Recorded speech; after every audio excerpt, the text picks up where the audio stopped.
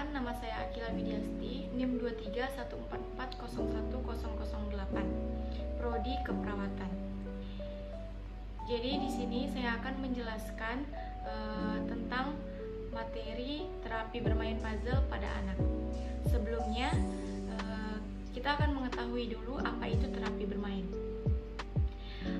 Terapi bermain itu adalah metode intervensi berdasarkan teori psikologi, baik secara preventif maupun rehabilitasi terhadap perkembangan kesehatan mental, emosi, dan perilaku anak-anak. Berdasarkan ide bahwa anak-anak berkomunikasi melalui bermain. Saat bermain, seorang anak itu bebas mengekspresikan serta memproses pengalaman dan emosi mereka. Di saat anak bermain, terapi bermain itu dapat membantu mereka mengarahkan anak untuk menghadapi masalah mereka. Selanjutnya kita akan tahu dulu apa itu definisi dari bermain puzzle. Puzzle itu merupakan media yang berbentuk potongan-potongan gambar yang digunakan untuk menyalurkan pesan pembelajaran sehingga dapat menstimulus perhatian, minat, pikiran, dan perasaan anak selama proses pembelajaran. Secara tidak langsung, anak-anak itu akan diminta untuk memecahkan sebuah masalah.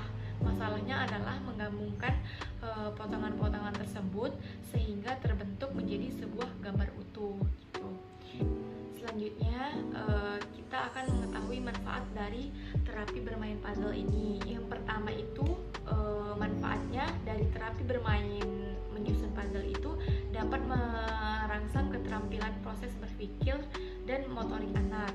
Yang kedua, itu meningkatkan hubungan antara klien, yaitu antara anak dan keluarga dan perawat.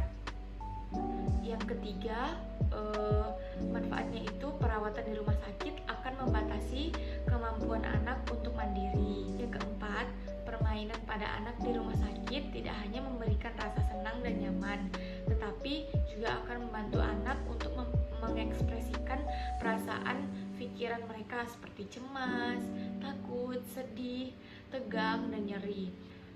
Yang kelima yaitu permainan yang terapeutik akan dapat membantu meningkatkan kemampuan anak untuk mempunyai tingkah laku yang kognitif. Selanjutnya ada fungsi dari bermain puzzle, yaitu yang pertama melatih konsentrasi.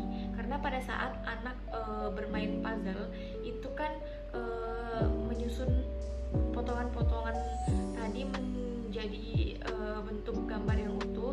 Jadi anak itu butuh konsentrasi yang utuh untuk menyusun puzzle itu menjadi sebuah gambar yang utuh. Yang kedua yaitu melatih koordinasi mata dan tangan. Yang ketiga, mengenalkan anak pada konsep hubungan. Yang keempat, memperkuat daya ingat anak. Selanjutnya yaitu masuk ke tahap persiapan. Untuk tahap persiapan yang harus kita lakukan yang pertama kali yaitu pilih puzzle yang tepat. Yang pertama, kita bisa menyesuaikan dengan tingkat usia, yaitu sesuaikan tingkat kesulitan puzzle dengan usia dan kemampuan kognitif anak. Yang kedua, minat. Pilih gambar puzzle yang menarik minat anak. Bisa berupa karakter favorit seperti hewan, pemandangan, atau objek lainnya. Yang ketiga, itu siapkan lingkungan. Siapkan lingkungan yang nyaman. Pastikan tempat bermain puzzle itu nyaman dan cukup pencahayaan. Tenang, ciptakan suasana yang tenang dan nyaman dan bebas dari gangguan agar anak itu bisa fokus untuk menyusun puzzle-nya. Baru yang ketiga ada waktu yang tepat. Energi, pilih waktu yang tepat saat anak sedang dalam kondisi yang sehat dan segar. Hindari saat anak sedang dalam suasana lapar ataupun mengantuk. Lanjut ke pendahuluan. Lanjut ke pendahuluan. Perkenalkan dulu puzzle-nya kepada anak. Tunjukkan gambar puzzle yang sudah jadi pada anak. Jelaskan bahwa misalnya anak akan menyusun potongan-potongan kecil itu menjadi gambar yang sama pada saat kita tunjukkan gambar di awal tadi. Jelaskan tujuan bermain puzzle itu secara sederhana dan mudah dipahami anak, misalnya untuk melatih kesabaran, konsentrasi, dan kemampuan memecahkan masalah. Lanjut ke proses bermain. Yang pertama, mulai dengan mudah. Potongan besar. Awali dengan puzzle yang memiliki sedikit potongan dan potongan yang lebih besar agar memudahkan anak untuk menyusunnya.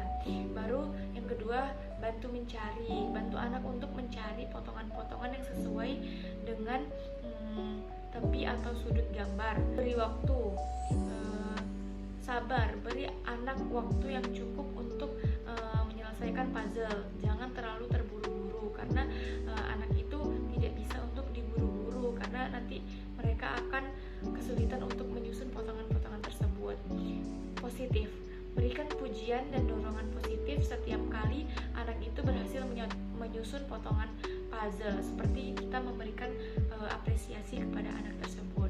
Habis itu berinteraksi, ajak anak mengobrol tentang gambar puzzle, warna, dan bentuk potongan puzzle. Selanjutnya yang terakhir yaitu evaluasi. Yang pertama, amati anak bagaimana dia berinteraksi dengan puzzle. Perhatikan konsentrasi, kesabaran, dan kemampuan pemecahan masalahnya. Apakah dia sambil nangis mengerjakannya, apakah dia emosi mengerjakannya. Yang kedua, beri umpan balik. Berikan umpan balik yang konstruktif. Jika anak kesulitan, bantu ia dengan memberikan petunjuk atau contohnya.